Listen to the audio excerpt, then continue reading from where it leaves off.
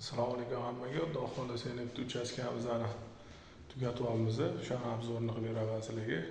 Ko'rib qilayotgan mehnatimizga baho beringlar. Hop, bu xonamizni родительский spalniy bo'ladi. Uni dog'lar shibka qilib, kalavot tarafi teksturadan foydalanilgan. Bu yerda teksturaga молочный rangimizdan foydalanganmiz. Bu yoq tarafda ayollar bo'yaydigan joyimiz. Hop, to'g'riga garderobni qilib berganmiz. Bu yoq tarafimizda televizorning zonamiz. Bu yerda ham dog'larni afishka qilib berganmiz. Yo'q, televizorning pastdavka qilib berganmiz.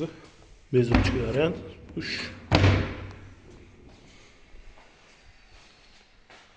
Bu yoq tarafimizda garderob.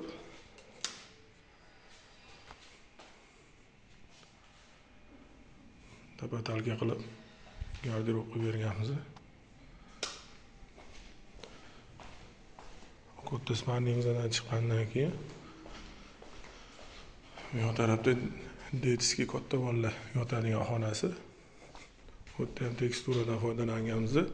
Hop, bu yoq tarafimizda seli yaxlit oyna bo'lishi kerak edi hozir.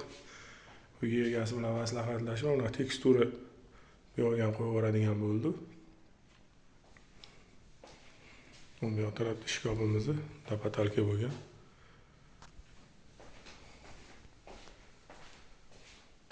Bu yoq tarafda dars qiladigan joyimiz bo'ldi. Bu yoqda televizorning pastdavkamiz uzun qilib yasab berganmiz. O'rtasi ochuv variant bo'lgan. Bu yoqda ham dog'lar shibka qilib televizor orqasiga afishka qilib berganmiz. Bu yoqdan chiqqanimizdan keyin bu yoqda yana bitta spalniyimiz bor.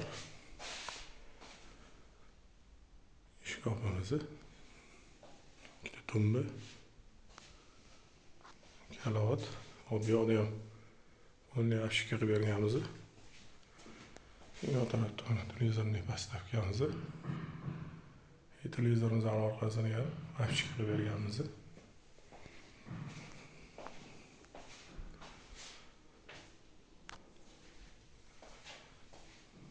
Mana ikkita detalimiz bu yoqqa tushishi kerak edi. Ikkita yoniga atmen bo'ldi, shuni chiqib mingan bo'ldi.